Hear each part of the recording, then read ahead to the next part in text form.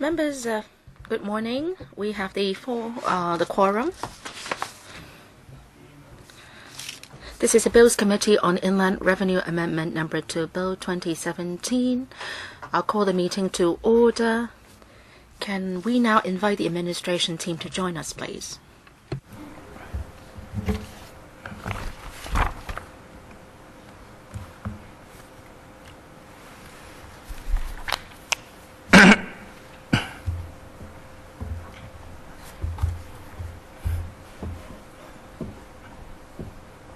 Good morning, government officers.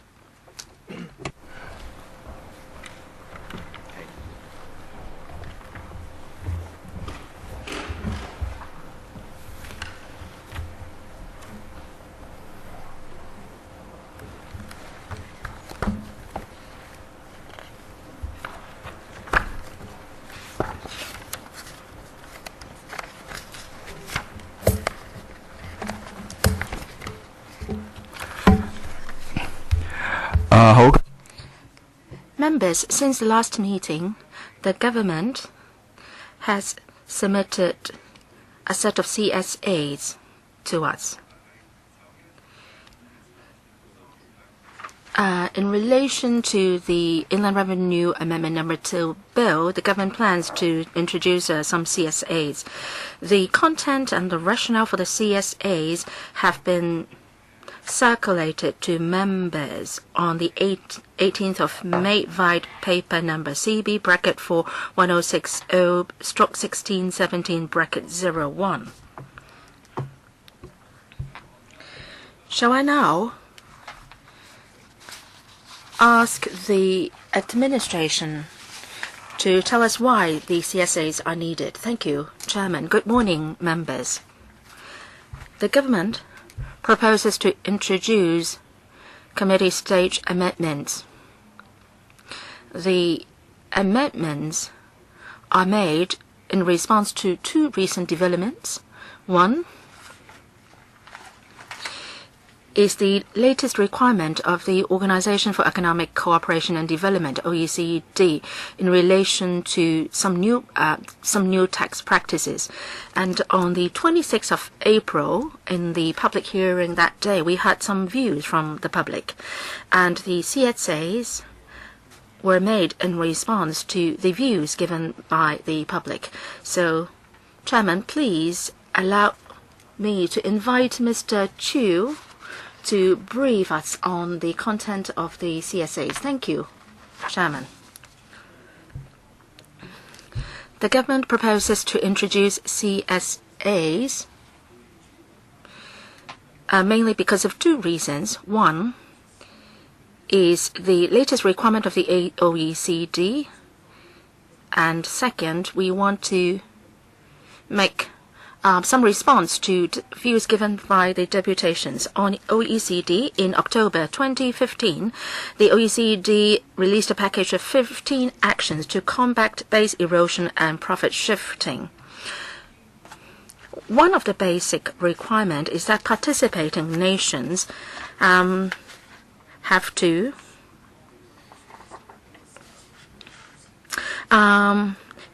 implement countering harmful tax practices. In other words, the participating jurisdictions must take action to ensure that its tax regime will not be harmful to other tax jurisdictions.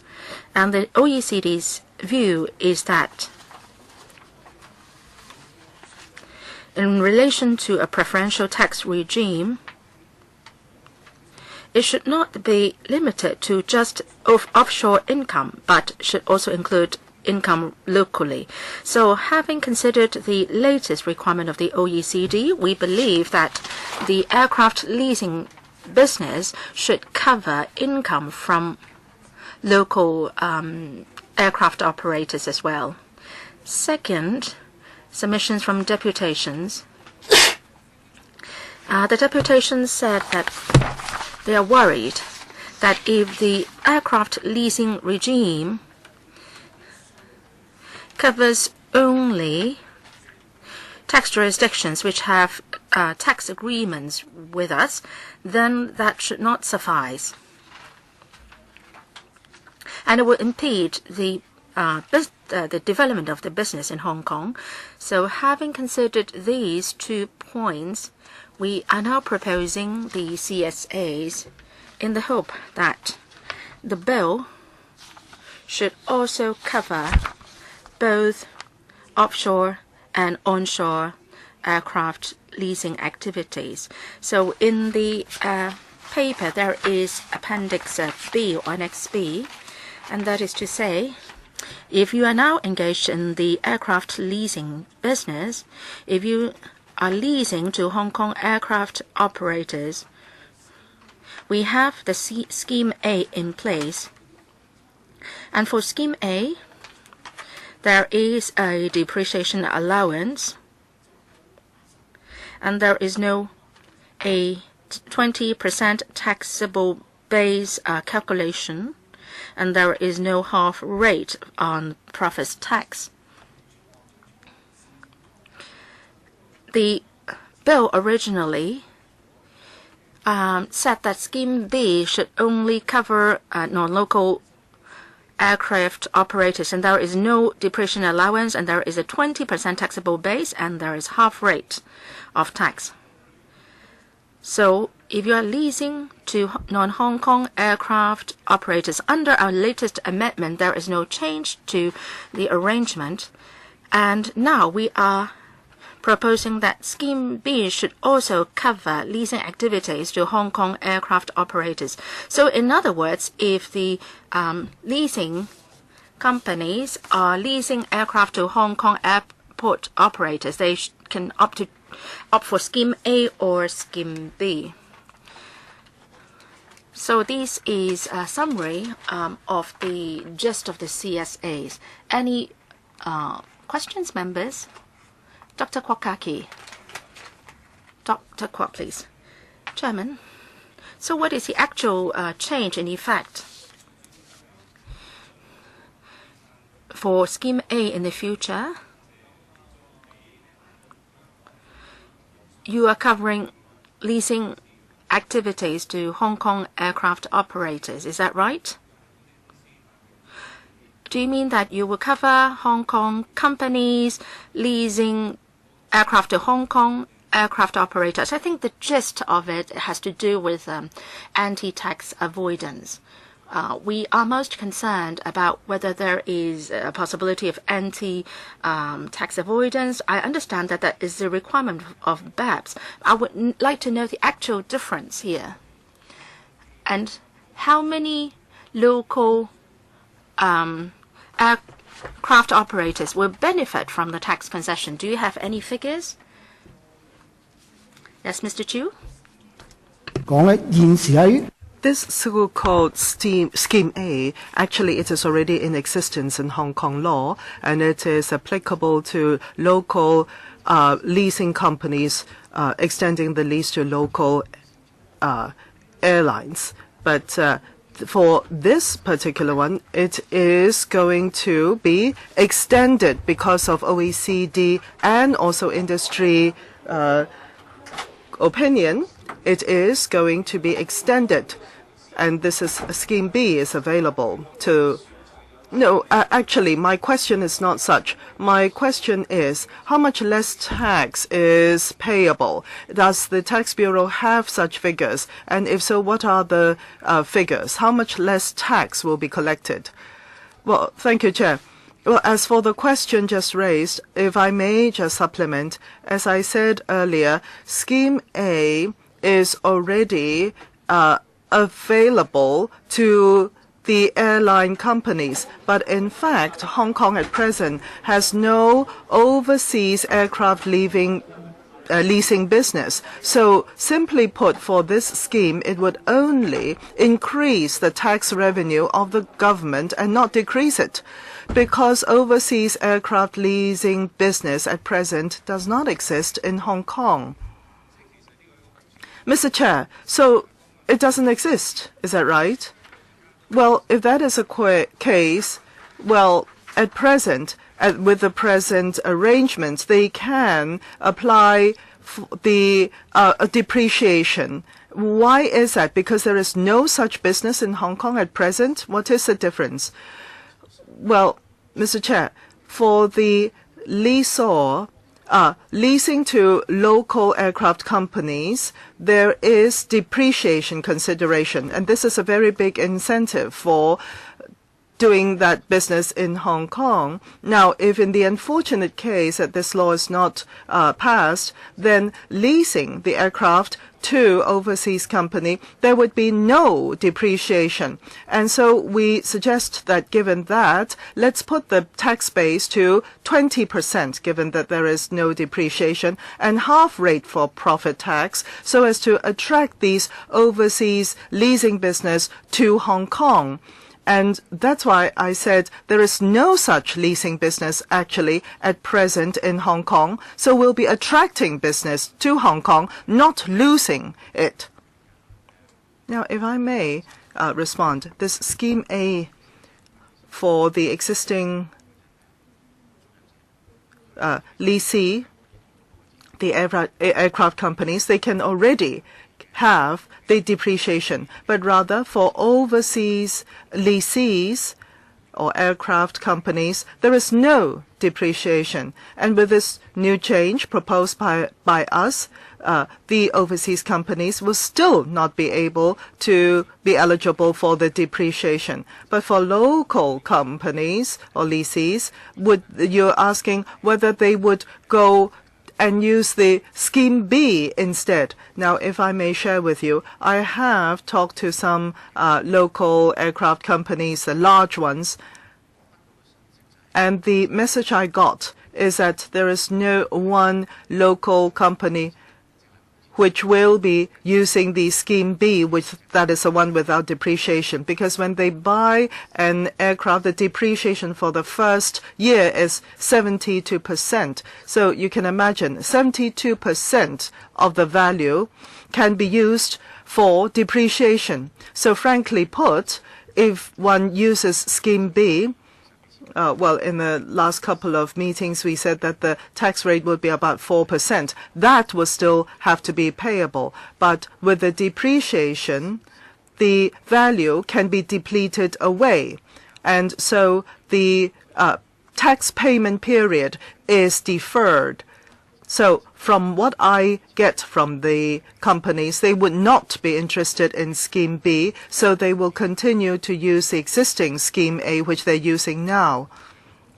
Mr. Chair, yes, I also see that for those companies which have chosen the Scheme A or Scheme B, they cannot change it to the other. I understand that. Now, for the revenue, I see it this way. There are two sources. One, as you mentioned, the Secretary mentioned, that there is depreciation and they can take some of the money away. But what about their expenditure? Let's say the aircraft is being depreciated, but the operating expenditure of the company they can opt for the other scheme and therefore benefit from the tax benefit. Can they do that? That is, segregate the leasing with the operation. Is that right? They cannot. Is that right? They cannot opt for different schemes for each. Is that right? That is correct. Our legal advisor, do you have any comments, please? None at this point. Now, because I have also talked to the administration concerning the CSA, I do not have other questions at this point. So shall we then look at another document, and that is the response of the administration to the views raised by the public. I think it was on the 16th of May. And that CB bracket 4 10114 17. It is only in English at this point. And if the government can give us a Chinese version later on. But at this point, I would like to ask the government to bring us through this response to public opinion. Mr. Chu again. Yes, if I may bring you to the annex of the paper, page 1 there. I'm going through it row by row. First of all, we see that the industry actually welcomes this amendment bill. And that's the first point. The second point is that for Hong Kong, some bodies had mentioned that we need more treaties to extend our treaty base so that this leasing business for aircrafts can develop further, especially for withholding tax, that Hong Kong can reduce it preferably to 0. And also, the bodies also welcome the tax amendment as proposed for aircraft leasing. And page 2, the last part there, it has been raised by bodies that the Inland Revenue Department should use a more generous arrangement concerning the place of origin. And in our definition, we will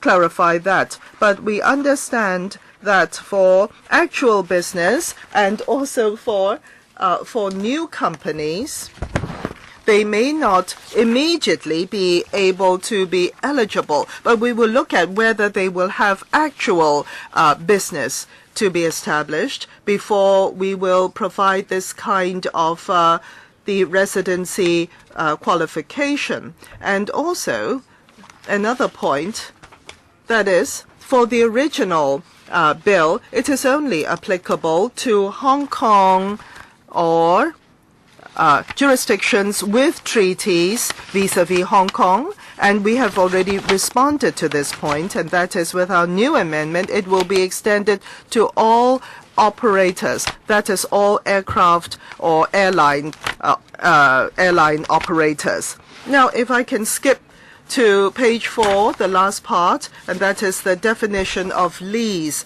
In the previous meeting, we have already explained that OECD concerning the actual substantial activity requirement, well, there is a requirement, or they want us to have a ownership concept, and ownership is defined very widely in our legislation. That includes a funding lease, that is funding and lease or hire purchase agreement, and it also includes a conditional sale agreement, that is a sale agreement with preconditions. Now, because ownership concept had already been defined as such, and therefore the ownership as defined, so in the downstream, so-called going out, there will not be any ownership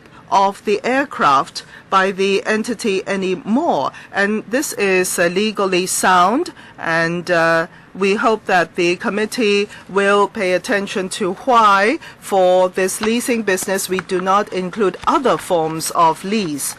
So if I can just skip now to page 6, which is a point raised by the ICPA, which is also about lease, which is also more or less the same as a body as raised, the body that raised the definition just now. So let me skip to page 7, and it pertains to whether the in the final analysis, whether the lease can flow to a Hong Kong aircraft operator, but in the beginning, it involves a non-Hong Kong aircraft operator, and finally, the aircraft is leased to a non-Hong Kong aircraft operator. Now, we have already dealt with this issue in our present proposed format. Now, page 8. Concerning expenses and revenue, the IRD should make it clear as to what such income include,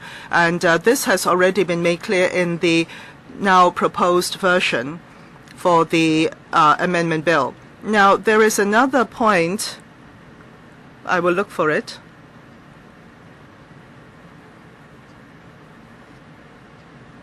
and that is central control and management. The relevant body would want us to relax that requirement. But we have to point out that for the tax regime for leasing of aircrafts is to facilitate these lessors to be able to benefit from these treaties, these bilateral treaties, and therefore their central management and control will have to be in Hong Kong. And on the one hand, we want to satisfy the requirement of the OECD, because without this, it will become that the relevant profit will easily be put into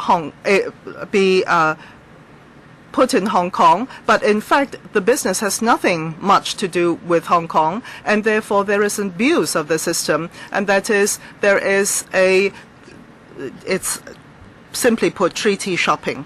So page 9 there, the ICPA had mentioned that there is a discrimination prohibition. Now we have considered this before, because for the lessor, the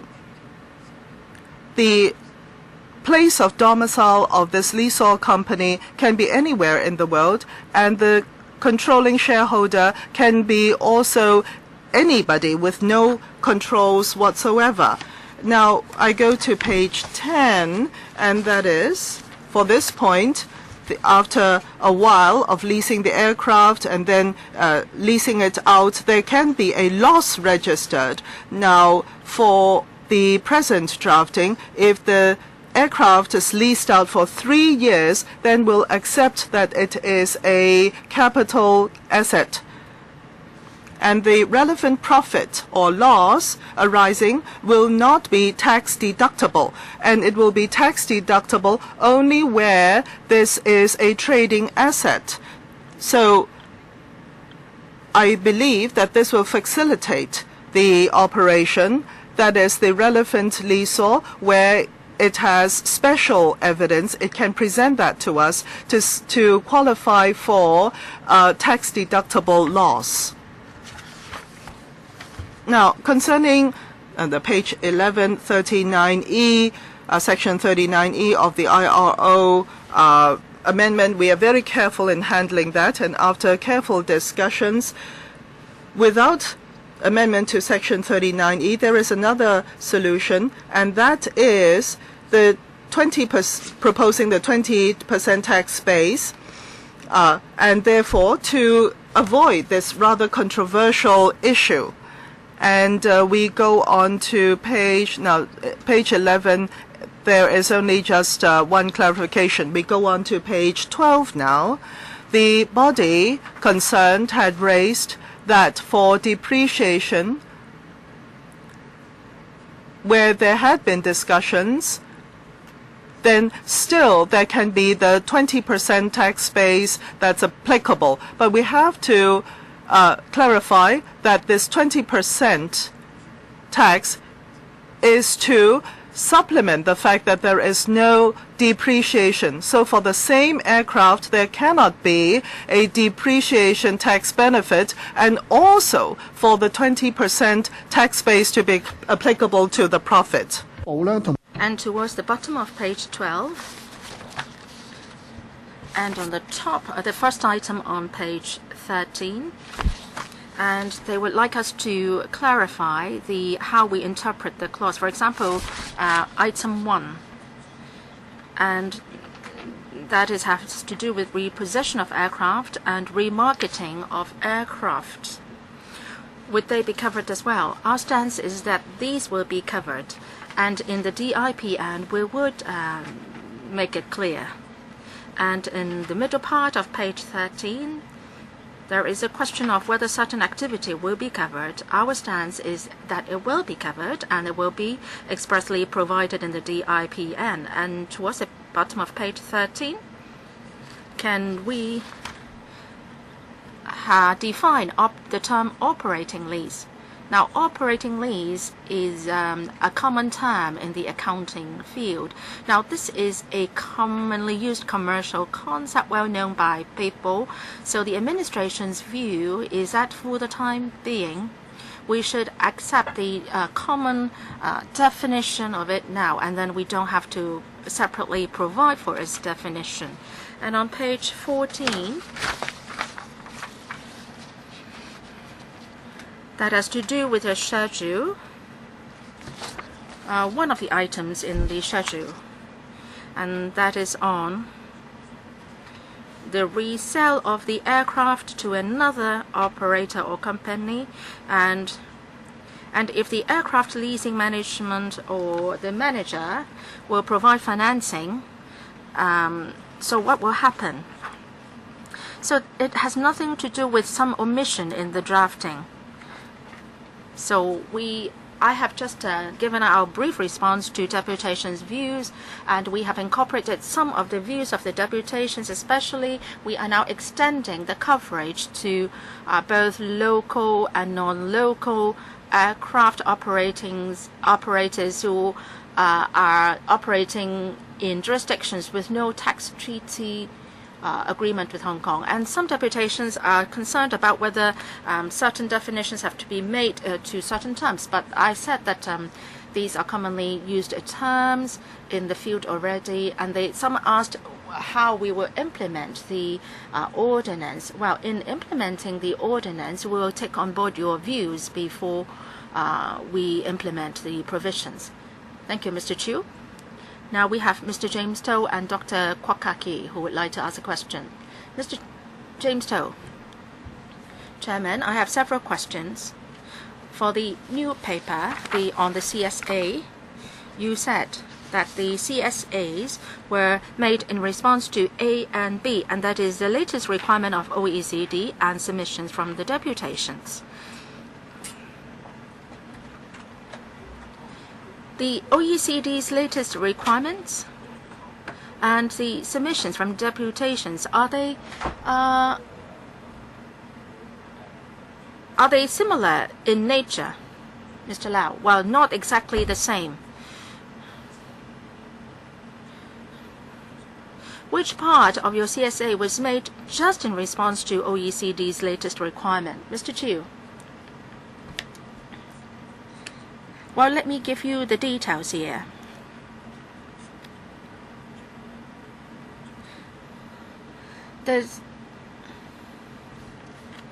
Well, the bill originally covered non-local Hong Kong aircraft operator, but then the OECD's view is that for any preferential tax regimes, they should not just be available to non-local aircraft business, and they should also cover local business. And for the deputations, they have two main views. One of them was that if you cover only overseas aircraft operators operating in jurisdictions with treaty agreements with Hong Kong, that's too narrow. They said that we should cover all non-local aircraft operators. But for some other deputations, they are of the view that local operators should also be covered. So there are two main views from the deputation. So the latest requirements have satisfied or responded to all of these. So which part of the CSA is just there to satisfy the need or the requirement of the OECD? Because in paragraph 5 of the paper, it is stated that given the latest development, we considered it prudent for Hong Kong to revise the proposed aircraft leasing regime so that there will not be a perception issue on ring fencing, as the proposed tax regime would only be made available for offshore aircraft leasing activity. So in order to meet with this requirement, you have to cover in your regime onshore aircraft leasing activities. So if you are covering onshore aircraft leasing activities, then you will not be subject to the criticism of OECD. Is that right, Mr. Chiu? As to how we would satisfy the requirement of OECD, the bill originally used the concept of non-Hong Kong aircraft operator. And now in our CSAs, we have deleted this term, non-Hong Kong aircraft operator, and instead we just use aircraft operator only. So that means Hong Kong aircraft operator will benefit as well. Yes, I know that OECD has this concern.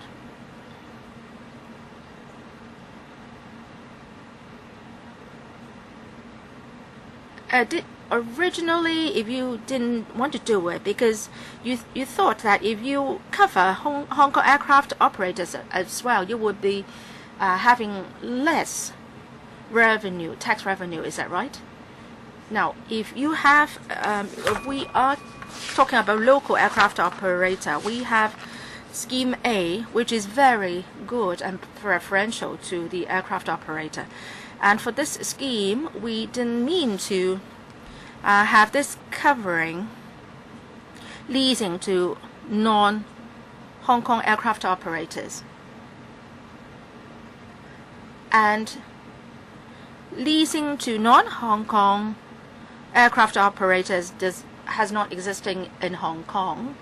So in order to attract such offshore Hong Kong leasing business to Hong Kong, so we were proposing this package, including a 20% taxable base and half rate. We hope that the overseas leasing business can also be attracted to Hong Kong. But given the OECD's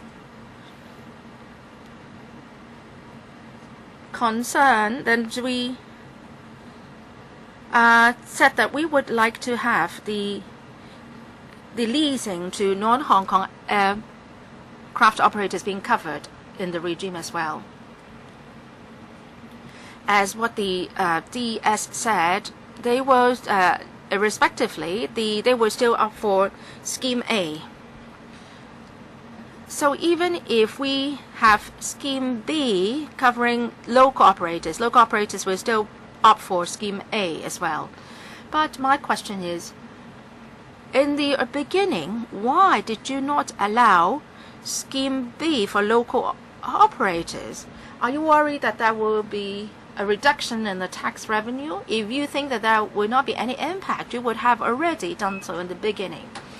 Is it because that they have never talked to you about this and you don't mind about it? I would like to seek a clarification, because that sounds very strange, because you were just opening up Scheme B for local operators after considering OECD's requirement. I would like to know the process. Mr. Lau, please. For the amendment bill, when we first worked on it, we did some sounding out in the market, including the local lessors. In the first sounding out exercise, they knew that this scheme was supposed to benefit offshore leasing only, while they didn't ask that they be covered as well. So our assessment at that time is that even if we are going to cover them as well, nobody will be interested. So the first version of the bill was such that it was just for offshore companies. But as what Mr. Chiu said, the OECD has this latest developments, and they're asking us to look at this again to see whether we should cover local companies as well. So on this, we did a second round of sounding out on this, and the local lessors and also the relevant business companies, when we talked to them to the second time, they maintained their stance. And that is to say, well, they said that they didn't object that they should be covered as well, but they are not interested in Scheme B. So that's why our present proposal can satisfy the requirement of OECD requirement, but then the policy intent all along has not changed, because we know that local operators are not very interested in Scheme B. Now, let me put it this way. So in the first round, if, say, one company said that you would also cover local operators, then that you were more than happy to do so, because it doesn't go against your policy intent, right? Yes, well, that is true. Because when we did the consultation, they didn't have that request. So there's no reason why we should do it. I know they didn't have that request. And you also think that they would not opt for Scheme B in any case. Of course, the OECD development carries significance, and we can't do anything against their requirement. But if there is no such requirement for OECD and the local operators asking for Scheme B as well, would you consider giving them Scheme B as well, Mr. Lau? Well, in terms of our policy, I think it's difficult for us to go back to history and so on. What the decision then was based on the market needs. Of course, if there was a request back then, we would also consider it. But the fact is that there was no one requesting for it. Well, I find it very strange on the part of the government. We're not consulting every company from all over the world, right? Say 99% of the companies may opt for Scheme A, but if, say, one company opt for Scheme B and it doesn't have any impact on your tax revenue, then you have to consider that you would cover local operators as well. I find it strange that you will do it until you have discovered this latest requirement of OECD. You should. Well, unless you think that there is a loophole in the tax revenue system, then you are doing it just because of OECD, then that's okay. But then that's not the case. Since you are benefiting or giving the favor to the offshore companies, you might as well give the benefit to local operators. This is something right to do. Maybe, even one company opts for Scheme B, I think you should still do it. You will be able to enhance the attraction of the market. Well, pardon me, I'm not trying to blame you. The government should not be just looking at whether there is a need from the market. Now, you are working on this CSAs, and you should have thought about this CSAs a long time ago. I'm not talking about OECD. Well, as long as you can attract more business to Hong Kong, well, you should do it. I'm sorry, I'm criticizing here, but it's not a severe type of criticism. But this should be the way of thinking of the administration, especially where this kind of operation, where it doesn't hurt us, this kind of activities, it does not adversely affect us. You should make it open then. Now, as for the body's suggestions and comments, are these about treaty versus non-treaty, the extension?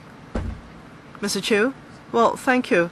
For the proposed bill, the original thinking was that it's only applicable to overseas lessors, leasing to overseas aircraft companies, and where the latter are in jurisdictions with tax treaties with Hong Kong. So those are treaties, right? So you're extending it to non-treaty, is that right? That's right. Now, for the bodies, well, when you restricted it to treaty, when you ask the bodies, were they suppressing themselves? And now, where you have to do this, your hand is forced, that these bodies only now come to you and tell you about what they truly feel. Well, I think the bodies, they have different views, and in the main, why do we have to have this treaty? Where there are treaties, then the withholding tax for the other side would be lower. For a situation with no treaty, there would not be such business in the first place. Take Russia as an example, and the withholding tax is 0. Of course, a company would choose using Hong Kong to lease out the company, and you would not choose Kazakhstan, where the tax would be 20%. So even if you open it up, realistically, it is not really meaningful. Now, what I'm asking is, before the CSA stage, the bodies had not mentioned extending it to non-treaty jurisdictions. Is that right? Well, as I have mentioned, without treaty, with non-treaty situation, in fact, there would not be such business in the first place. That is my answer. So you're saying because there is no commercial incentive to establish that kind of business. But my question is still, had anyone said that there should be an extension to non-treaty, but you just thought that because there is no business as such, so you didn't do the extension? Well, Chair, for the majority of the bodies, they were talking about jurisdictions with tax treaties vis-à-vis Hong Kong. Well, Chair, you said majority, so some said non-treaty. Is that right? So my question is, that's what they said to you before, and then they came to the LegCo and made their views known. I was there at the session, and this is interesting because the past few weeks, all of a sudden it occurs to them that, they should extend it to non-treaty. Why is that? I'm interested in the reason. Is it because something has happened? Is it because a policy bureau thought that, well, there may be some business for non-treaty as well, and because there are no loopholes tax-wise, so we'll open that as well? What is the reason? I'm just curious. What happened in the last few weeks? Mr. Chair, let's see if I can answer that question of Mr. Toe's. Now, for the OECD, the tax base erosion and profit shifting in 2016 June, the Hong Kong SAR government had already committed to these 15 actions, and 4 were mandatory. And when the government of the SAR first accessed the forum for this tax loss forum, then in the second meeting that we attended was in March of 2017, and the bill was just introduced at that juncture in time, and the LegCo had not passed that bill. And the government used a non-official route to inform the Forum Secretariat to say that we may have this measure coming up, this bill. And through the non-official route, they told us that the Hong Kong Inland Revenue Department should, as soon as possible, comply with the OECD request. And having looked at the request, we see that it is feasible. And it just so happened that the body had raised this, and therefore at that same particular time, and so we did it all in one go. Oh, now I understand. So that is the reason. OECD said that this is the way forward. And you mentioned that it's not official. We were informed through non-official route, and therefore you didn't put it down in paragraph 8 there in the paper. So now I get it. The reason why I see it this way is as follows. Now, first of all, I'm not familiar with this business of aircraft leasing, but over the years, I see that for certain countries, even though they do not have treaties with you, formal treaties, they are very often developing countries, and when it comes to aircrafts, this kind of big business, all of a sudden, for whatever reason, this jurisdiction wants to extend it. Perhaps they will not enter into a treaty with Hong Kong, but rather where there is an airline, that jurisdiction, that country, may want to extend that tax benefit to that second airline, and therefore this developing country therefore attracts this kind of business to its jurisdiction, not only for developing countries, even for Singapore. They often tout for business, and all of a sudden they go into these treaties or arrangements. So therefore, my first question, is it true that we have a lot of loopholes? And because we know that the business people, they go into all sorts of scenarios to maximize their business. For example, they set up business with these non-treaty jurisdictions or a lot of convoluted kind of arrangements. But as long as we protect ourselves and we are not at a loss, then we allow them to do so. But if the business come to us, then it's one more business for us. Perhaps that is the stance. But of course, Mr. Chu and your team will have to look very carefully as to whether we are at a loss, whether there are loopholes. Of course, you have to be vigilant on that. So, excuse me, I'm just trying to put forward my thoughts, my thinking, for you to consider, because we often have to go through this kind of discussions and CSA. So I'm just pointing out an angle from which you can think about this issue. Well, Mr. Chair, we thank Mr. To for his view. Yes, in our future work, we will be flexible. Mr. Chair, I want to declare interest. I'm not a management, but a staff of a local airline. I've said this before in previous meetings, but I'll say it again, and that is for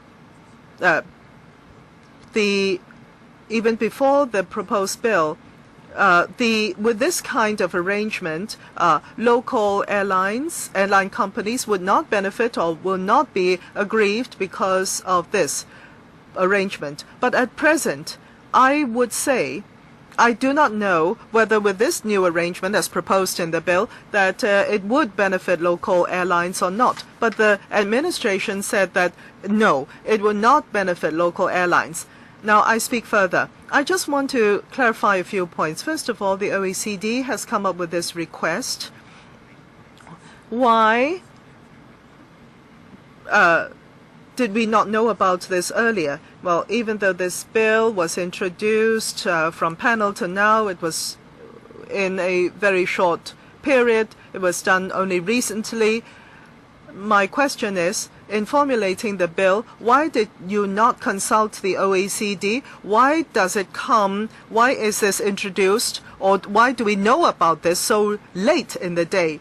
And secondly, is it the technical department who had requested for this, or is it because there was some member state which had requested for this, and therefore they had a general discussion and subsequently proposes new change? Which one is it? Mr. Chair, well, the member asked whether this proposed amendment had come so late. Let's look at the chronological order. Well, October 2015, the OECD had formally promulgated 15 actions to combat tax erosion and profit shifting, and 4 of them are mandatory, and this to access this BEPS. And in 2016 June, the Hong Kong SAR government formally committed that we will join this action for combating BEPS.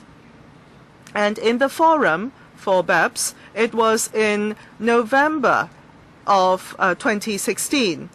And then comes March of 2017, the Secretariat of the Forum officially promulgated the details of assessment and also the standards. And at the time, it was the gazetting of our proposed bill. And the Secretariat said that they will not look into the tax regime of aircraft leasing because it is not a law. They will have to look at the relevant law in order to make an evaluation of us.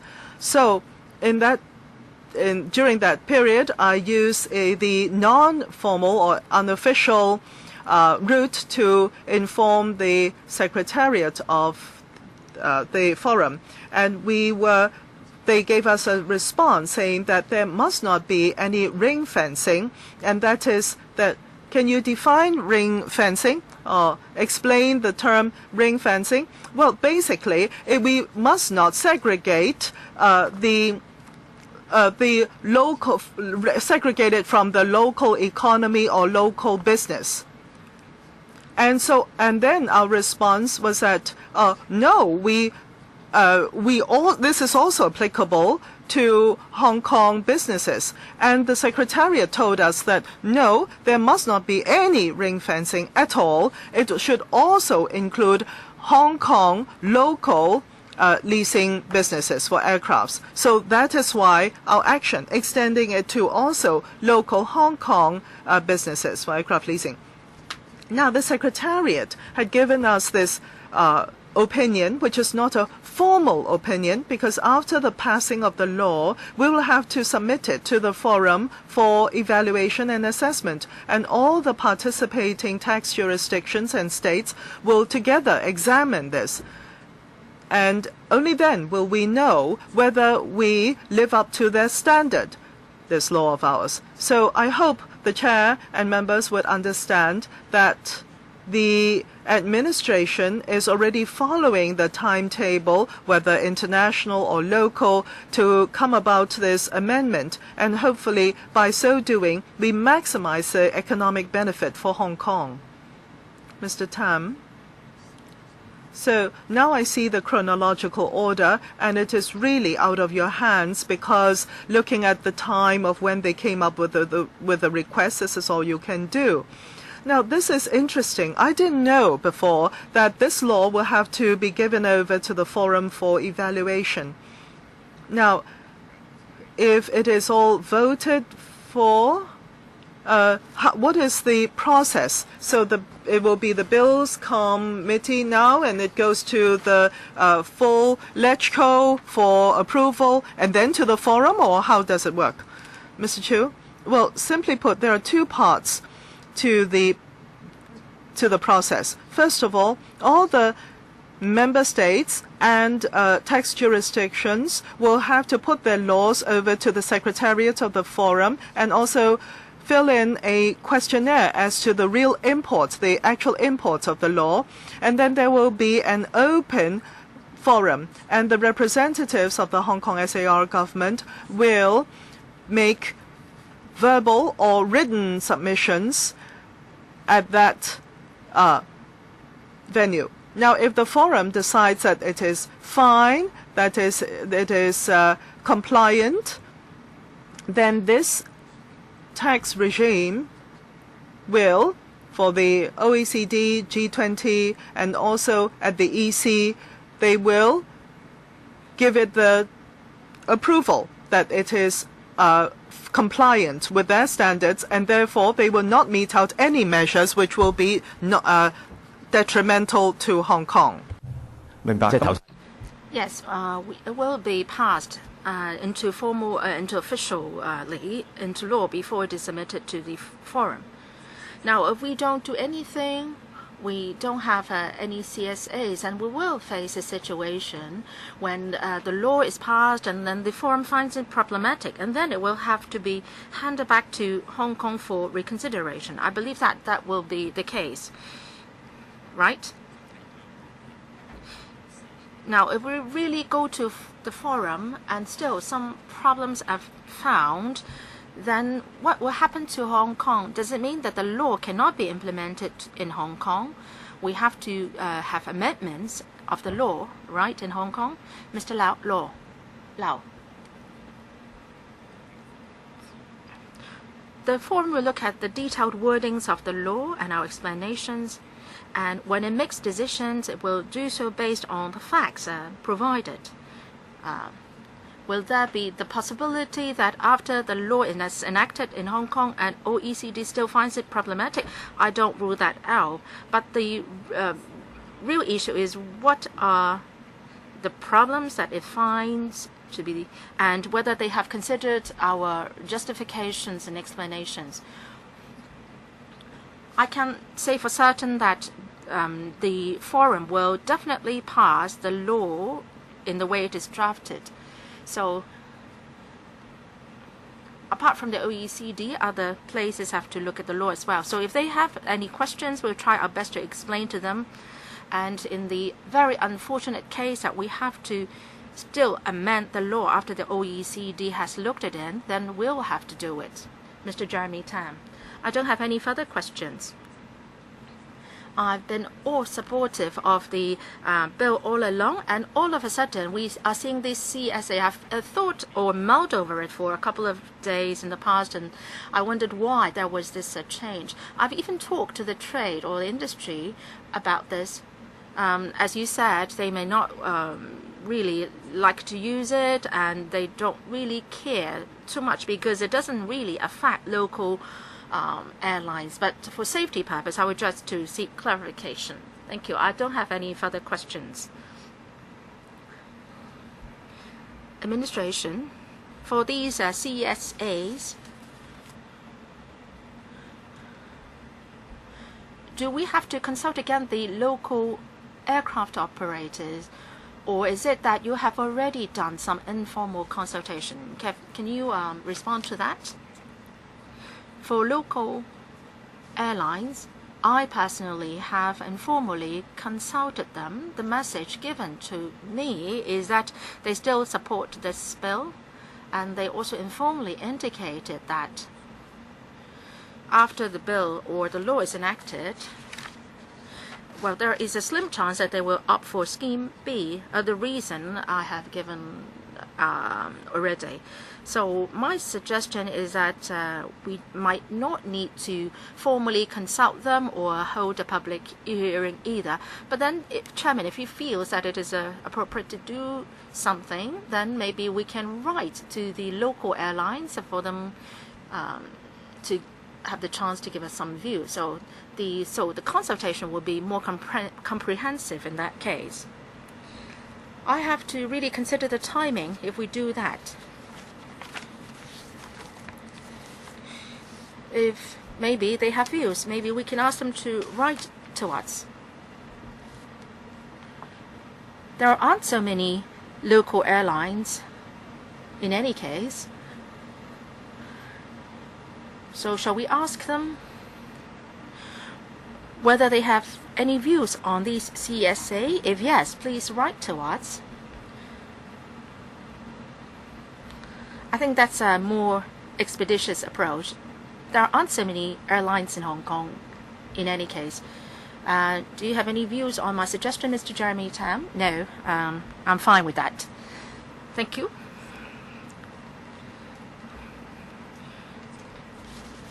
For the CSAs and also the administration's response to deputations' views, any further views on those two aspects? Legal advisor, any views? No.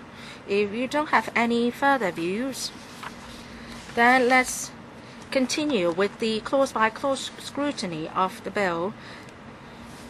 Last time we were on 14G. We have completed 14G. So let's still use the English version. Mr. Chiu, would you lead us or brief us on the clauses, please? Thank you. Mr. Chiu. Thank you, Chairman. Let's start with 14H. If the Chairman is agreeable, maybe at the appropriate places, I will also be covering the CSAs related. 14H1, subsection 1.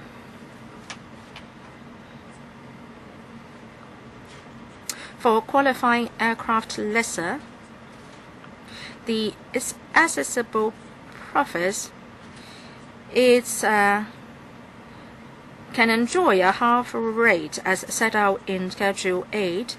Now, because we are deleting bracket 7 in our CSA, so bracket 7 will go. Subsection 2. A corporation is a qualifying aircraft lessor for a year of assessment well, should not be an aircraft operator and has not carried out or has carried out in Hong Kong one or more qualifying aircraft leasing activities and has not carried out in Hong Kong any activity other than a qualifying aircraft leasing activity. For subsection 3, we are considering only the profits from the activity it has taken out, it has conducted it. Subsection 4, the central management and control of the corporation should have to be in Hong Kong, and the activities have to be carried out in Hong Kong. And those activities are not carried out by a permanent establishment outside Hong Kong. And the corporation has elected in writing for the preferential treatment. And subsection 5 says that if an election is made, it is irrevocable, and that is in line with other similar preferential treatments under the ILO. Subsection 6 says that if subsection 1 does not apply to a corporation for a year of assessment, cessation year, the election made ceases to be effective. And in the year that follows the cessation year, the preferential treatment will not apply. Now, we have deleted subsection 7, and in the CSAs, we have substituted it with another clause, and that is if the corporation, for a year of assessment, the corporation is not entitled to be granted any allowance under Part 6 for that year of assessment in respect of the capital expenditure incurred. And subsection 8 remains intact, and that is an aircraft owned by a corporation is to be treated as a capital asset for a continuous period of not less than 3 years. Then it is considered the aircraft as a capital asset is considered as a capital asset. And subsection 9 defines what is qualifying profits. So if there are no further questions, let's proceed to 14I. 14I has to do with the aircraft leasing tax concessions, the calculation of net lease payments. And subsection 2 gives us the formula. A means the taxable lease payments,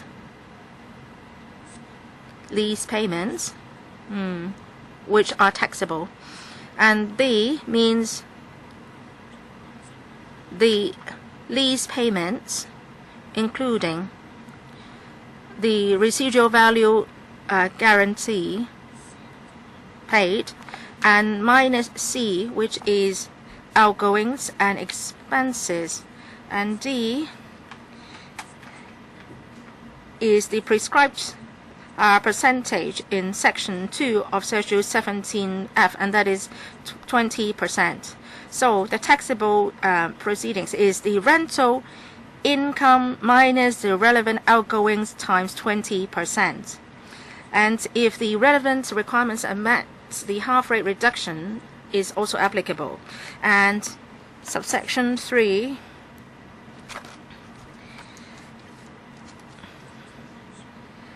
has to do with how 20% can be arrived at using the formula.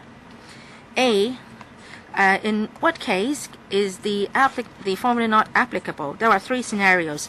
One is the corporation has not incurred capital expenditure on the provision of the aircraft concerned. B, and let me see, B, subsection B, in the CSA, there has been many changes in the wordings.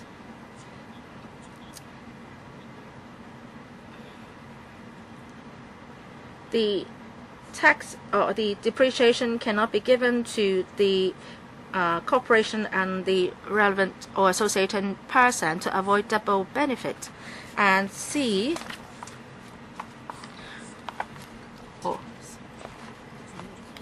C has not been changed.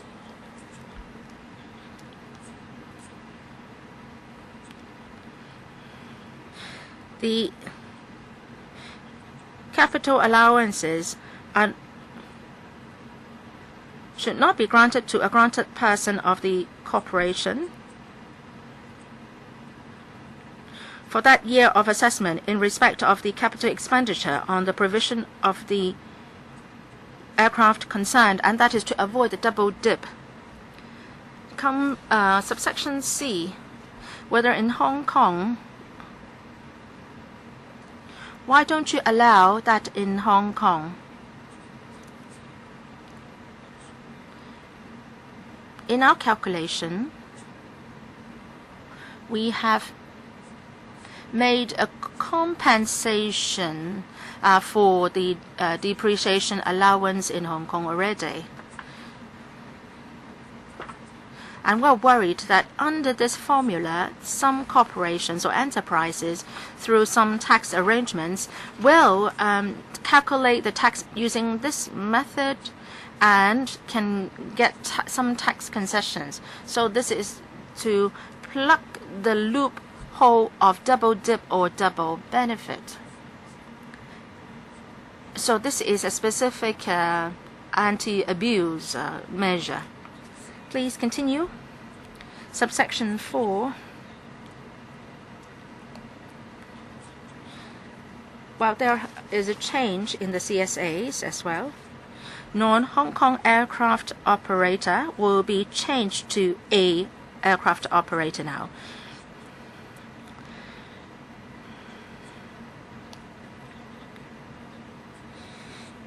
If the lease payment is lumped into a basket of payment, then the Commissioner has the discretion to determine the exact lease payment for tax purpose. Subsection 5.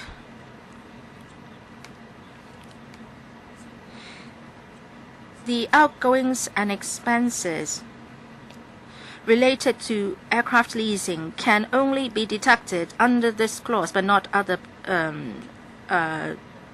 places. We just want to make sure that there will not be deduction, full deduction. This is again an anti-tax avoidance measure. All right, 14J, subsection 1. There is a slight change in the CSAs. We are deleting subsection 8 and 9. So for 14J1, we just have subsections 5 and 7 now. And that has to do with the preferential treatment for the qualifying aircraft leasing manager, and the assessable profits are chargeable to a half-rate tax. And subsection 2 provides for the conditions under which a manager is considered a qualifying aircraft leasing manager, and that is for a year of assessment. In the basis period for that year of assessment, it is not an aircraft operator, and it satisfies the conditions specified in subsection 3. It satisfies the safe harbor rule under section 14K, or it has obtained the Commissioner's determination under section 14L subsection 1. Subsection 3, what are the relevant conditions? 1 is that it has carried out in Hong Kong one or more qualifying aircraft leasing management activities, and it has not carried out in Hong Kong any activity other than the leasing management activity. Minimum Mr. Chiu, is there a minimum threshold? That is to say, if there is a little bit of other business, how do you treat that? Well, that is dealt with in bracket 4. Okay, very good. Bracket 4. Now, in considering... No, sorry. Bracket 4 is really about income. Bracket 4... in determining whether the corporation has carried out any activity other than aircraft leasing, only activities that generate income will be taken into account. And also subsection 5 specifies that For the assessment year, the central management and control of the corporation exercised in Hong Kong, and that the activities that produce its qualifying profits in that year are carried out in Hong Kong and arranged by the corporation to be carried out in Hong Kong. And also, if there is 1 year where it falls short of the requirement, then there will not be enjoyment of the half-rate tax, and that is bracket 7. As for bracket 8, I have already explained that bracket 8 and bracket 9 have been cancelled in this version. And bracket 10 is to define qualifying profits. Now, if I may jump to 14K to talk about the safe harbor. Yes, I have questions about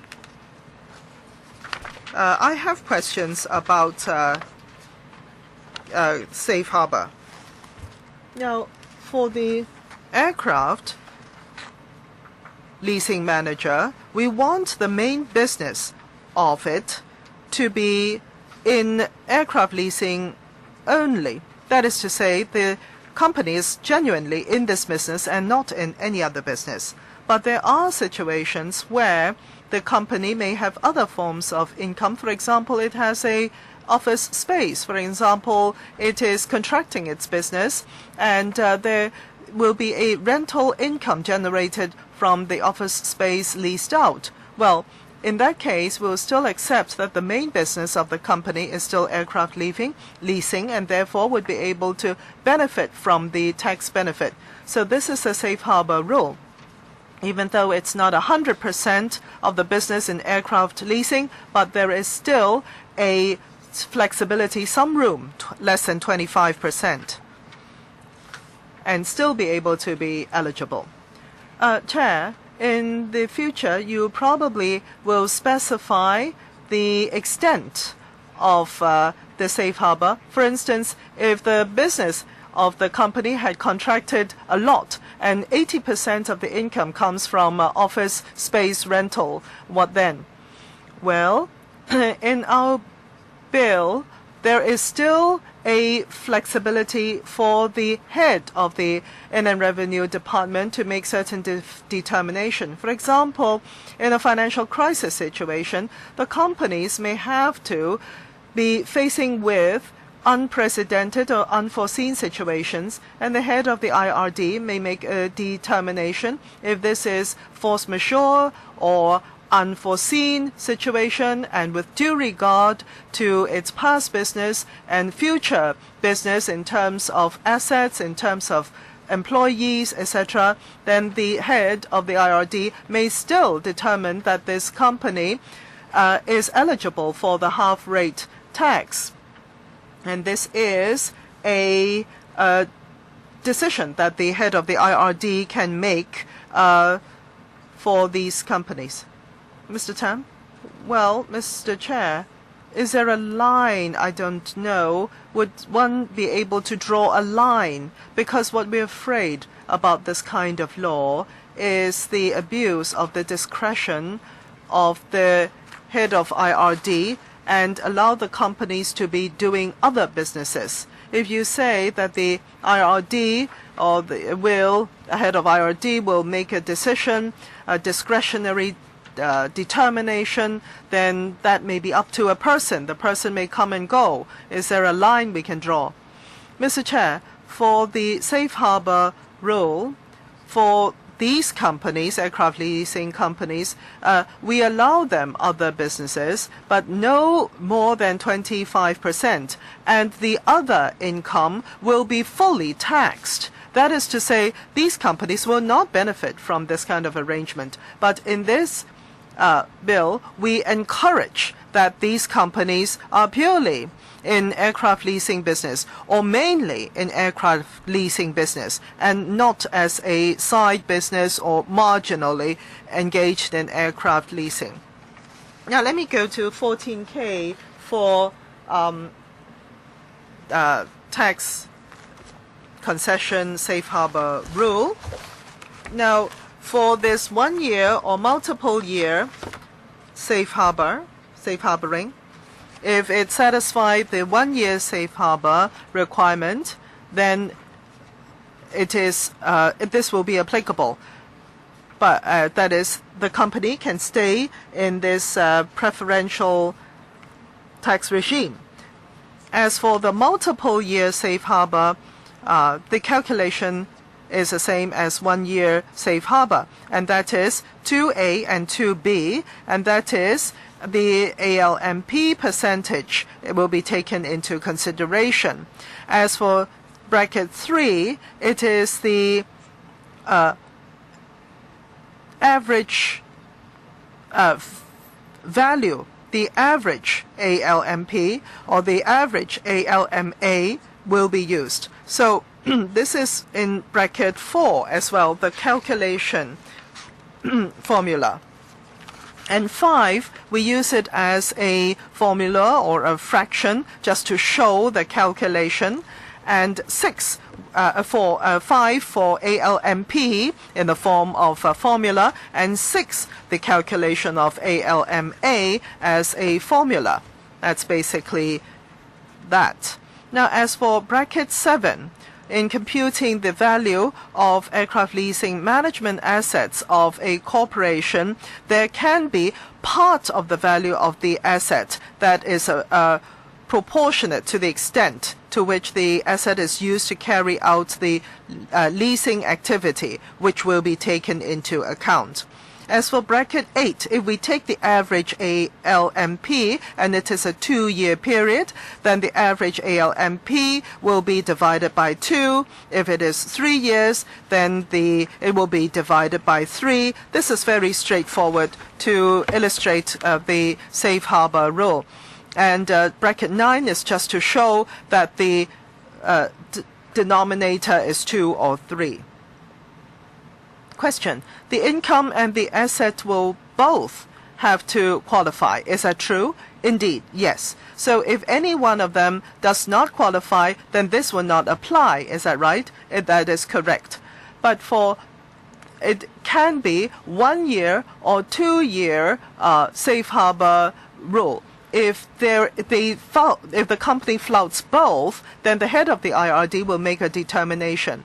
Does his determination override this section 14K provision, please? Mr. Chair, you said override. No, it is not overriding. There are 3 different formats. Of course, you qualify, that's fine. If you qualify for safe harboring, that's fine. Or if the head of the IRD makes a determination, that's fine too, applicable too. That is to say, if route 1 and 2 are not applicable, then route 3 will be available. So you're saying for 1 year or multiple year, the company's income and asset all do not qualify. Under that kind of situation, the head of the IRD will have a discretionary power. Well, as Mr. Tam says, if that is the case, and this discretionary power is very wide indeed, is there a line to draw, or certain targets or certain guidelines, please, Mr. Chiu, for this head of the IRD? Well, Mr. Chair, for the Inland Revenue rules or the Corporate Treasury Center provisions, there are similar provisions as well. And I noticed the ALA had also raised a similar question to the same end. And the government's response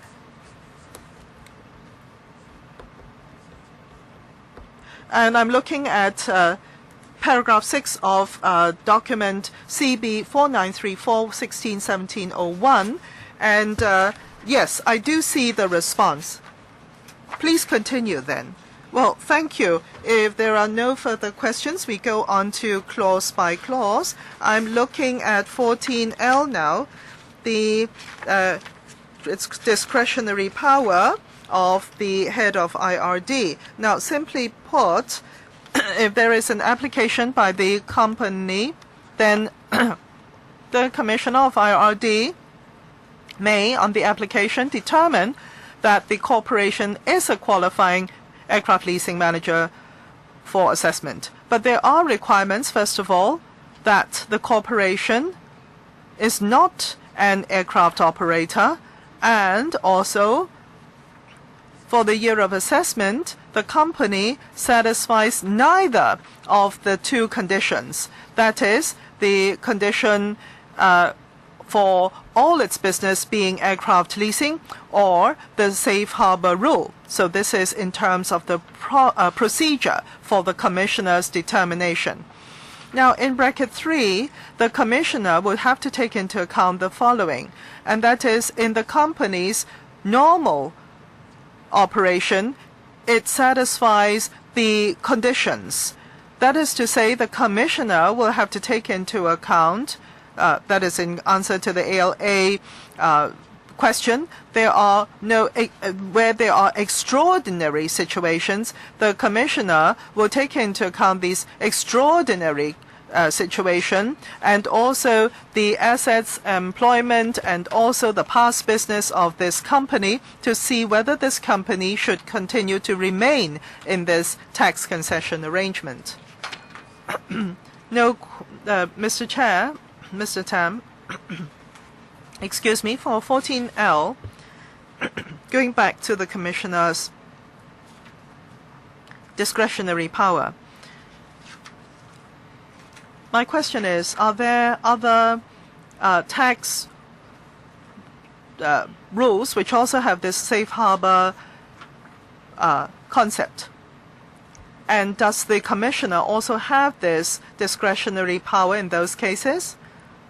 So what I want to know is whether there are figures, I don't know whether there are any such figures, how many times will the commissioner exercise its power for discretionary determination in determining this safe harbor concept.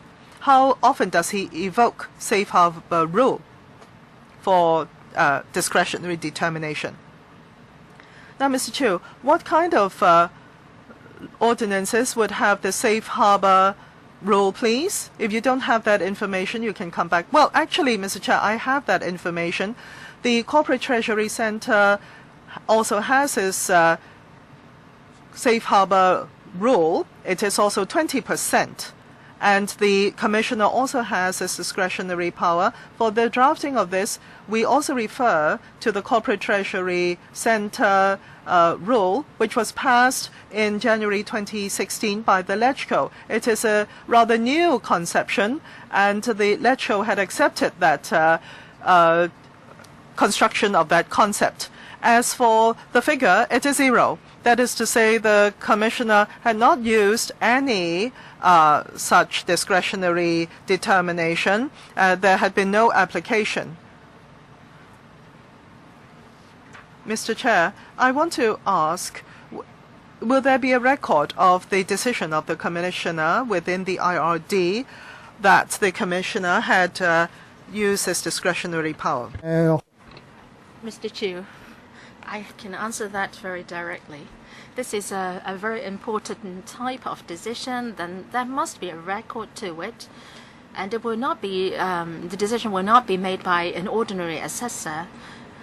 It will have to be made by, the preliminary assessment has to be made by a senior officer, and then before the commissioner exercises the discretion. Yeah, so that would definitely be a record. Any further questions? Please continue, Mr. Chiu. Now we come to 14M, and you're talking about 14M, right? Yes. 14M, M for mother.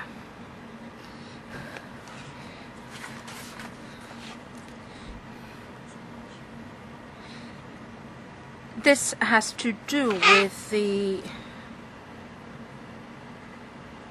anti-avoidance provisions, and subsections 1, 2, and 3 have to do with aircraft lessor.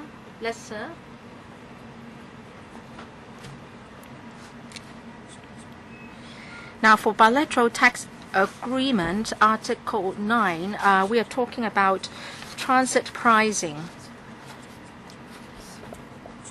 or transfer pricing. But in Hong Kong, we don't have any transfer pricing provision, so we have to put that in here.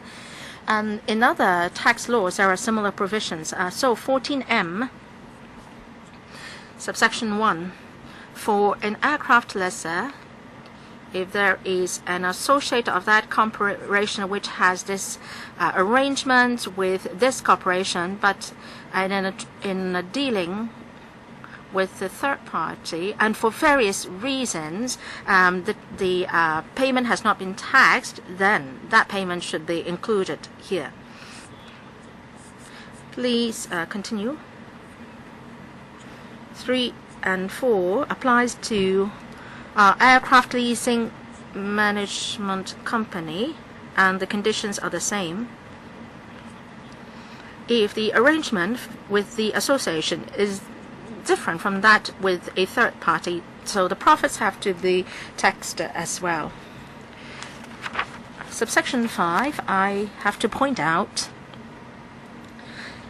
5 subsections 5 and 6 have been deleted under the CSA's proposal, because now we are allowing the law to extend to local aircraft operators. So we don't need subsections 5 and 6.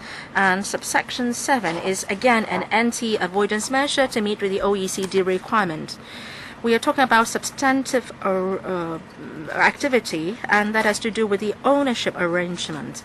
Now, subsection 7, we have these called the defeasance arrangement.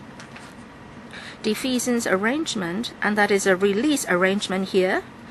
And if that is in place, then the aircraft lessors are considered not having the ownership of the relevant aircraft. Okay, please continue. Now we've come to 14N.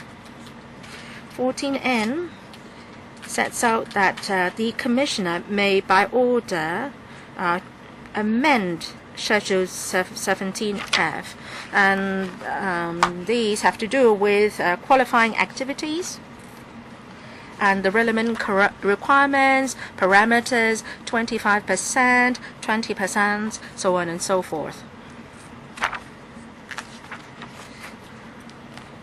And Clause 5. Section 15 amended. 15(1)(n), N for Nancy. If the aircraft is used outside of Hong Kong, whether it's a management fee or the lease payment, that has to be set out clearly, and that is subject to tax. Now, if you meet with the further requirements, then it is half rate. And Clause 6.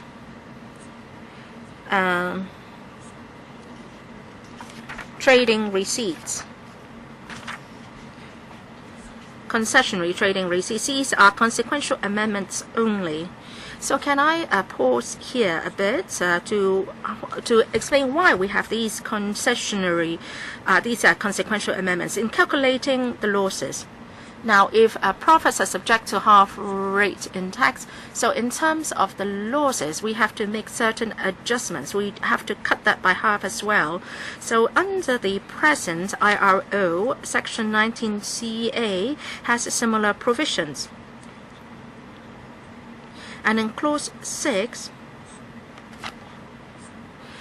we are making relevant amendments.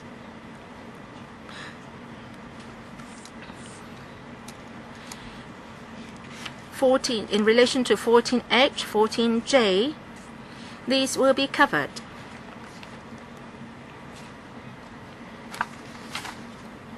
Let's look at the bottom, C281.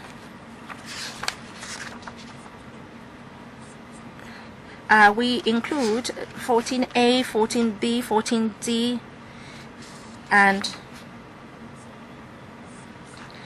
and Section 14H and 14J, which are to be amended. These are concession provisions in the IRO.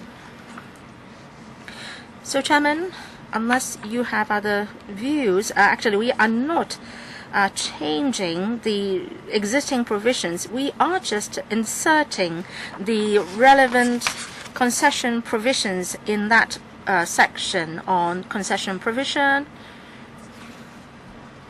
And we're trying to simplify the approach by naming all these provisions as concession provisions. Also, in the CSAs, in section 16, we have added in 5A. And this is a rather straightforward provision. Well, just hold a minute.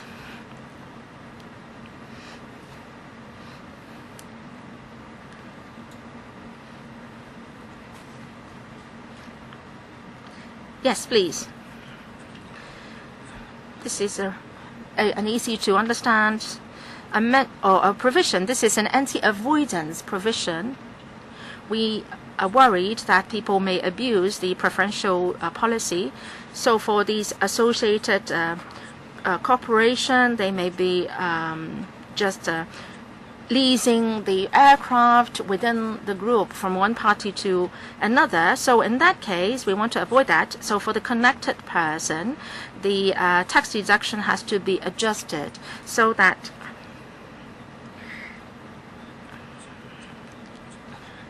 they cannot enjoy the full tax reduction. So we are proposing to add 5A. We have deleted certain provisions before that, and we said that there should be a full rate for certain parts, and then here we are just trying to mirror the relevant provisions.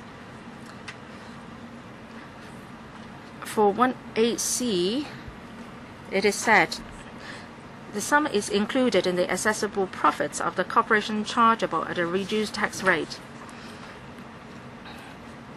The wordings may not correspond to 14HJ. You said that 1/2 of the rate is specified in the scheduled rate. Well, you didn't use the term reduced tax rate in those other places. So would you be consistent in using, say, a specified half rate instead of reduced tax rate, so that you will be consistent? For 1AC, there is another reference, and section 14H1 or 14J1 are mentioned, and it says there that it's half rate. Now here we say that it's reduced tax rate.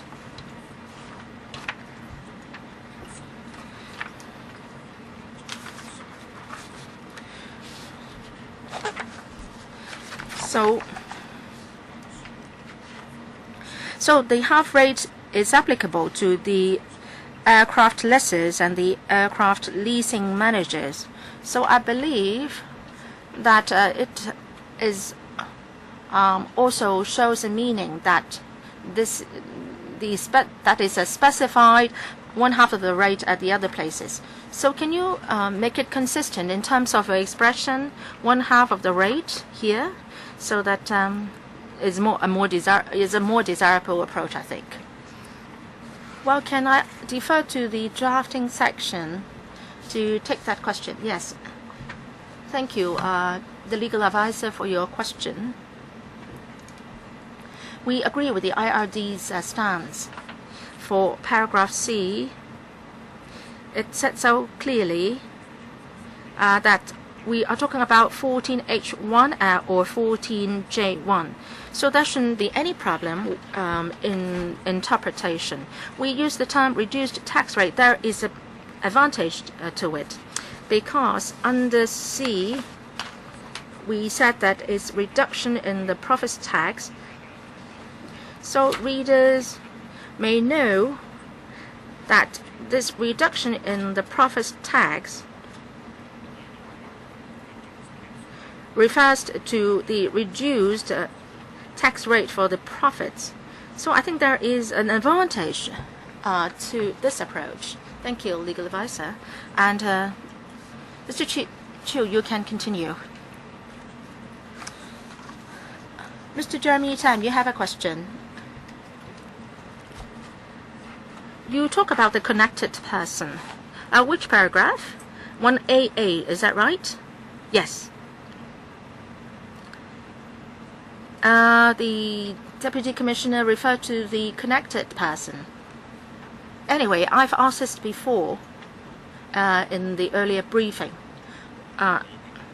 What is the definition of connected person? Will it be specified here or in the next section?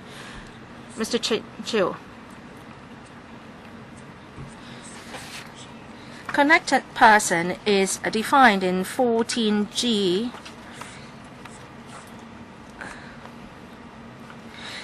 in the C233 in the English version.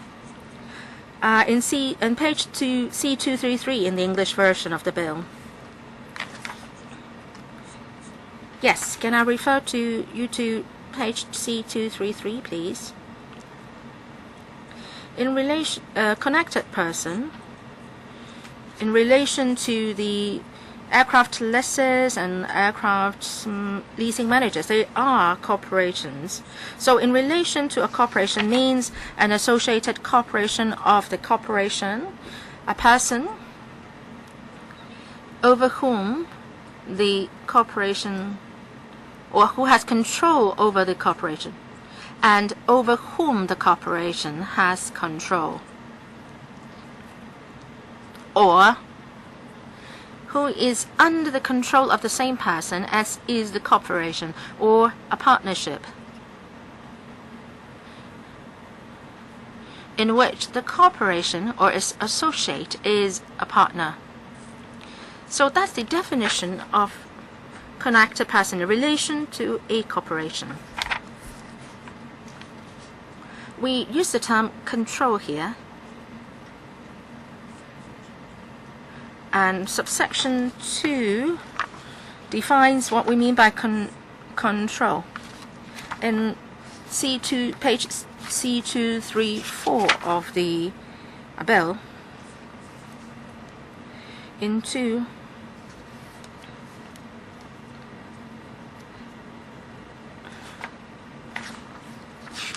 a person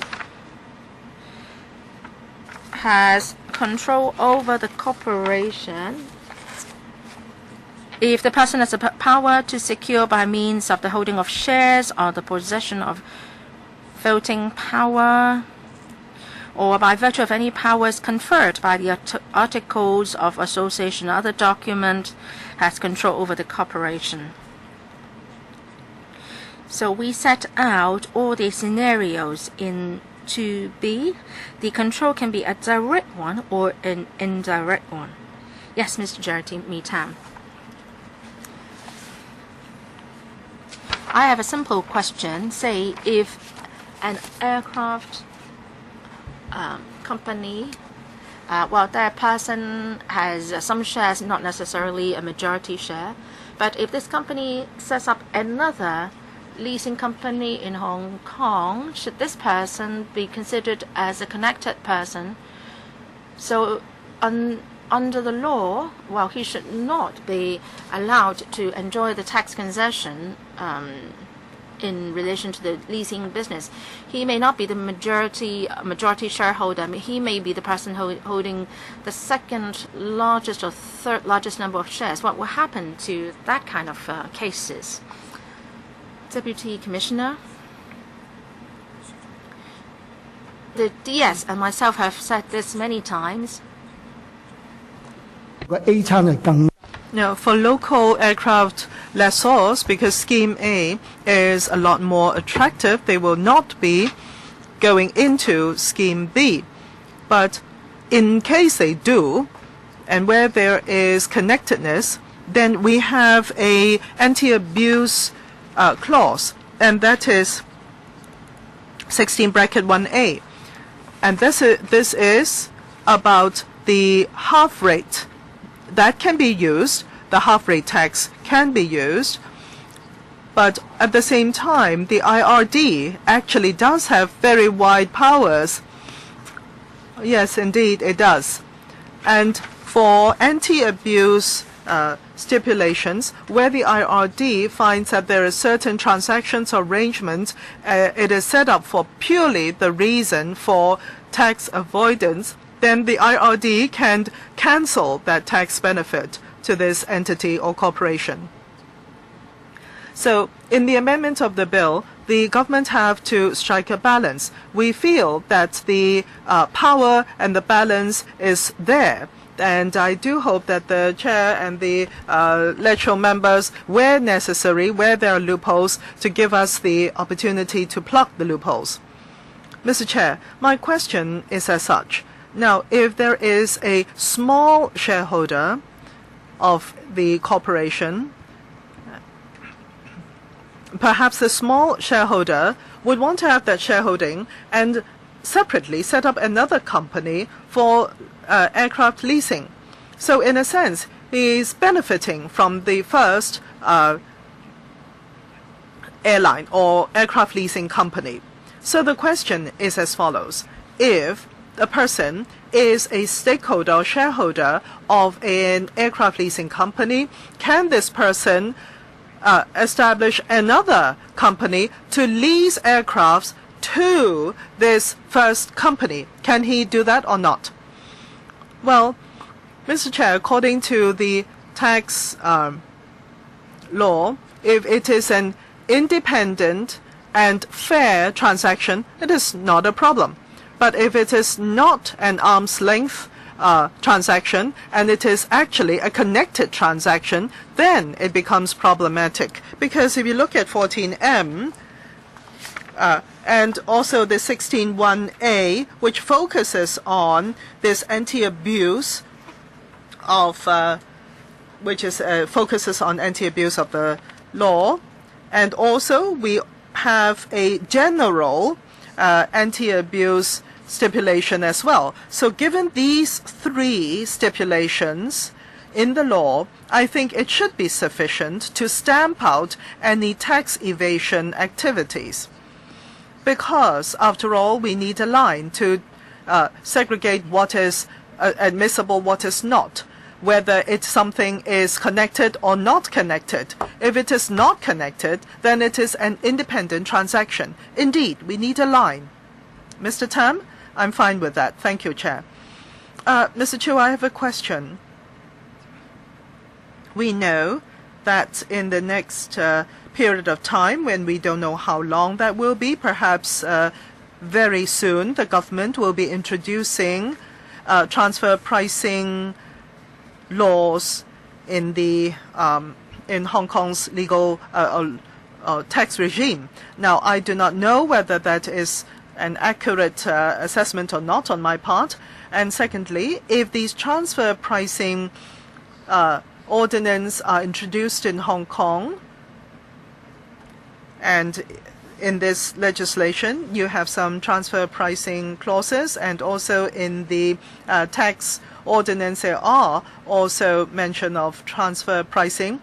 Now, if that is indeed the case, would you have to come back and amend this part of the law, please? Thank you, Chair.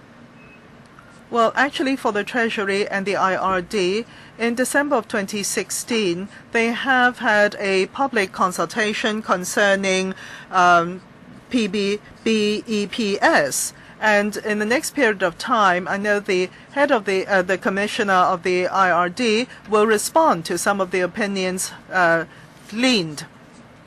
And if it is from a technical point of view, because we are talking about the transfer pricing, which really focuses on aircraft leasing companies or aircraft leasing managers, that is to say it is not generally applicable, but in the future the transfer pricing stipulations will be generally applicable, then I agree with the Chair in saying that we may have to look at the transfer pricing as mentioned in different ordinances to see whether we need to delete them or change them, etc.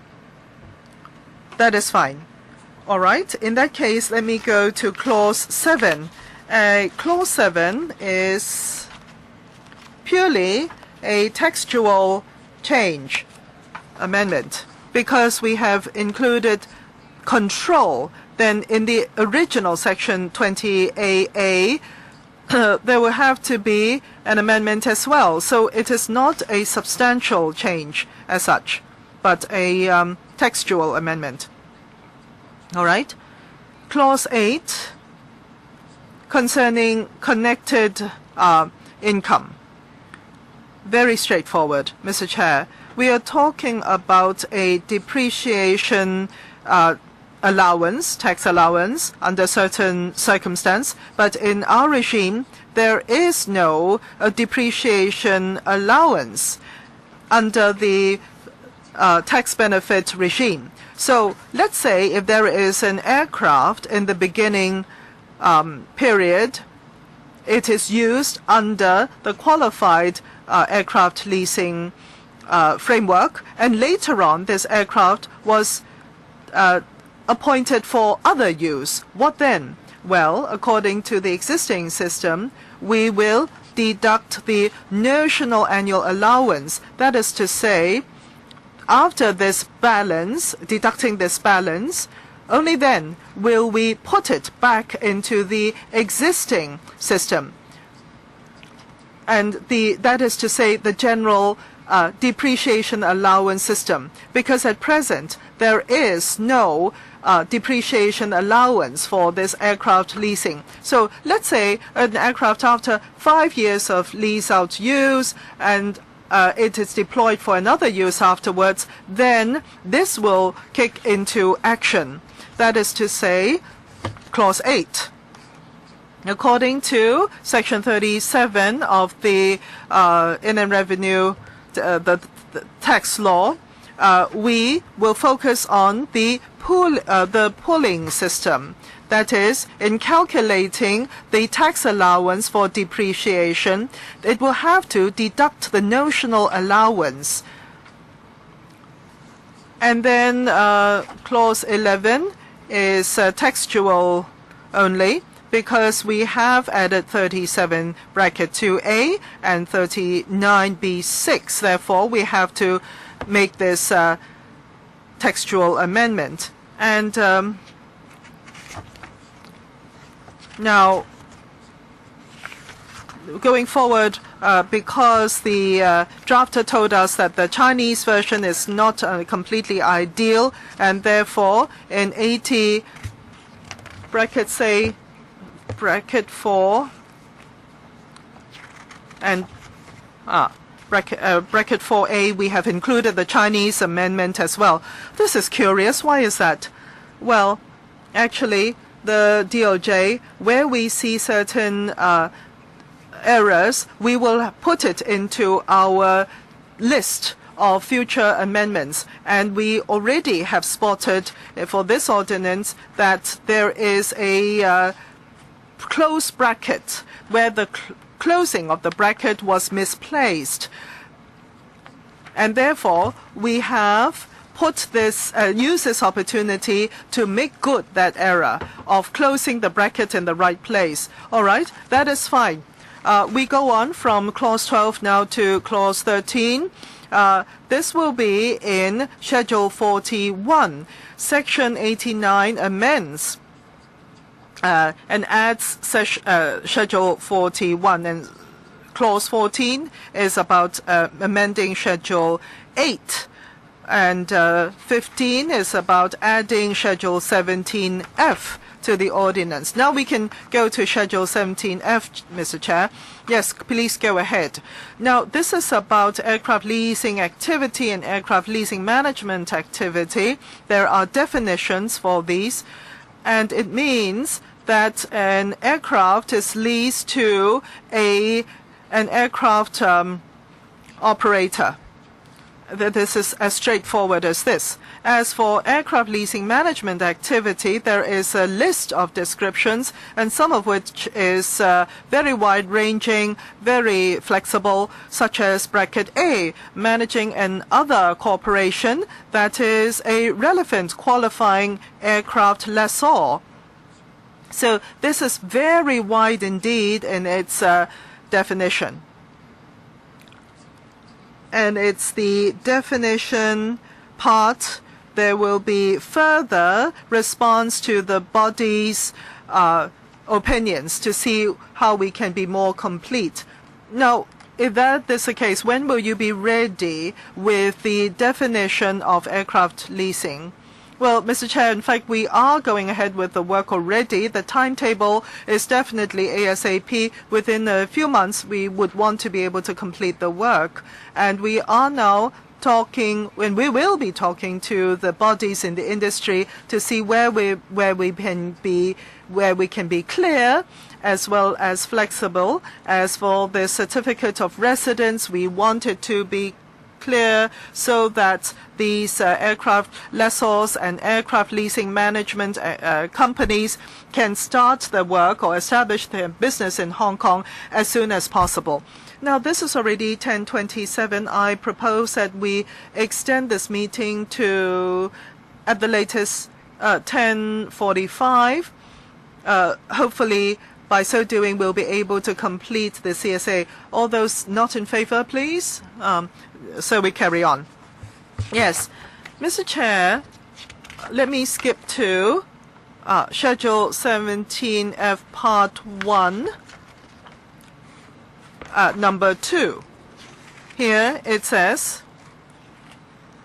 for the activity of aircraft leasing management, they will have to be done within the relevant basis period. And also the corporation will have to be a qualified aircraft lessor. So this is just by way of clarification. And 3, it defines aircraft leasing management activity, and it further explains the term contingent purchase arrangement, which had been suggested by the legal advisor. This is a rarely used commercial term. As for the other concepts which are more prevalently used in commercial sectors, we do not need to define them specifically one by one. And then we go on to Part 2. It talks about the prescribed percentage being 20%. And Part 3 specifies the safe harbor rule percentage applicable, which is 75%, which means that the flexibility afforded to safe harboring is 25%. Schedule 41 talks about the transitional provisions, and 1st of April 2017 will be the commencement date. And also for 15(1)(n), it will commence when the Inland Revenue Amendment Ordinance comes into operation. So that is to say, for the purposes of Section 14H1, the commencement date will be April 1st, 2017. Otherwise, when the ordinance comes into operation. Any other questions? Mr. Tam, please. None, Mr. Chair.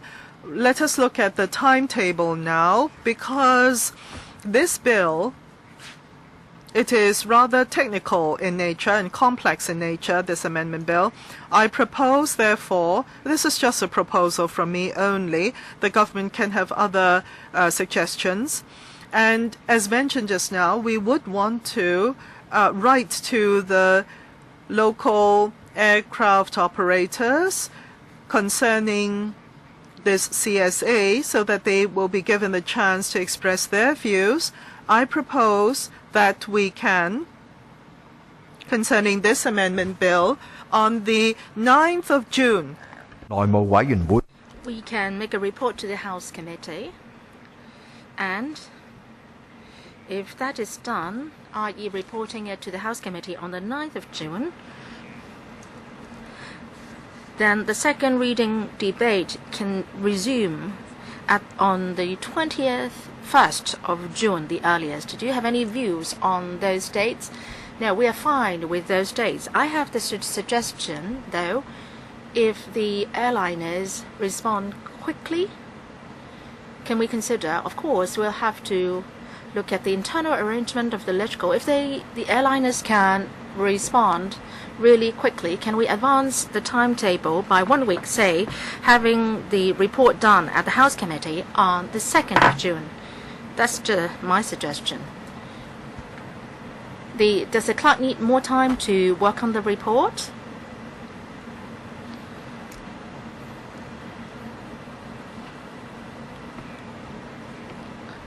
We have discussed that, in fact, just now. If they respond quickly, then that might be done. But anyway, let's set these 2 dates, the 9th and the 21st of June. Mr. Jeremy Tam, thank you, Chairman. If you are going to ask the airliners, they will write in to you, right? Is that what's going to happen? So I don't have any further question. Well, it's just for their information. I assume that you don't have any CSA members.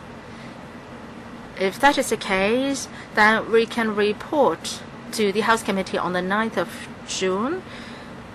When is the deadline for submitting CSAs, other CSAs? If we have the second reading debate to be resumed on the 21st of June, by the 12th of June, we should submit the CSAs from this committee. Okay, I'll use the 21st of June as the date. Well, please pay note to that. Okay, if you have no further questions, I'd like to thank everyone for participating in the work of the Bills Committee. I'm grateful for the administration team and also the Secretariat staff for their work. Thank you.